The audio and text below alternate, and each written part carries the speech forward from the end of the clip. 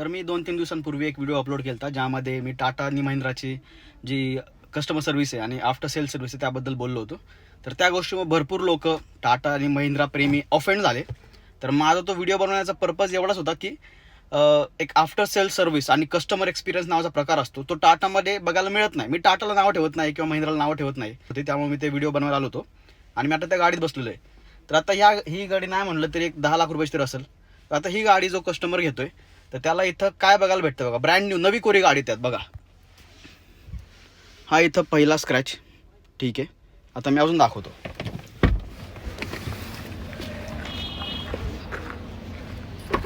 हा इथं डेंट आहे, मे बी तुम्हाला दिसत असेल नसेल. हा बघा, हा डेंट आहे, इथं एक डेंट आहे. ब्रँड न्यू गाडी आहे.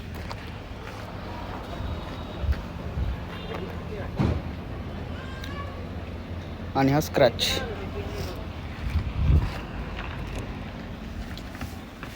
तर माझं तो व्हिडिओच्या मागचं तात्पर्य एवढंच होतं की एखादा माणूस जर एवढे पैसे घालवून नवीन गाडी विकत घेतोय आणि त्याला गाडी घेताना असे इश्यूज जर येत असतील तर मग काय कामाचं. आता कमेंटमध्ये या व्हिडिओमध्ये पण भरपूर लोक भरपूर काय ज्ञान देतील. तर तुम्ही या गोष्टी पण कन्सिडर केल्या पाहिजेत, कारण बाकीच्या ज्या कंपनी आहेत त्या तिथं अशा गोष्टी होत नाहीत, आणि जरी झाल्या असतील PDI मध्ये त्या क्लिअर होतात. हे जे कस्टमर आहेत त्यांनी शोरूमला सांगितलं होतं की PDI मध्ये ह्या गोष्टी मला करून द्या डिलिव्हरीच्या अगोदर, PDI नंतर. तरी पण या गाडीमधले हे इश्यू फिक्स केलेले नाहीत आणि गाडी आहे अशी डिलिव्हरीला आणलेली आहे.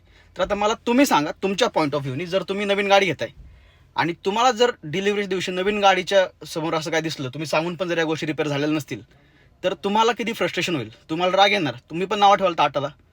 मी असं नाही बोलत की टाटा घेतलीच नाही पाहिजे किंवा काय, पण माझं अजून पण तेच मत आहे, कस्टमर एक्सपिरियन्स नावाची गोष्ट असते आणि आफ्टर सेल सर्व्हिस. आता मला माहीत नाही की युजरनी, आता हे जे कस्टमर आहेत त्यांनी कंप्लेंट केलेली, यांनी फोटोज वगैरे घेतले शोरूमच्या लोकांनी, तर मग मला याची आयडिया नाही आहे की आता पुढे जाऊन का होईल. कारण मी भरपूर ऐकलेलं आहे टाटाबद्दल की बाबा गाडी एकदा शोरूममधनं बाहेर पडली मग तुम्ही किती पण तुमचं डोकं आपटा, जीव आपटा, काय फरक नाही पडत, तुमचा जो इश्यू होता तसाच राहणार आहे आणि तुम्हाला तो तुमच्या पैशांनी रिपेअर करून घ्यावा लागेल. आता हे जे कस्टमर त्यांच्याबद्दल मला माहीत नाही, बघूया काय, मी अपडेट करेल यावर नंतर. तोवर बघूया तुमचे तर्कवितर्क काय असतील ते मला कमेंटमध्ये नक्की सांगा, लास्ट व्हिडिओसारखे. थँक्यू.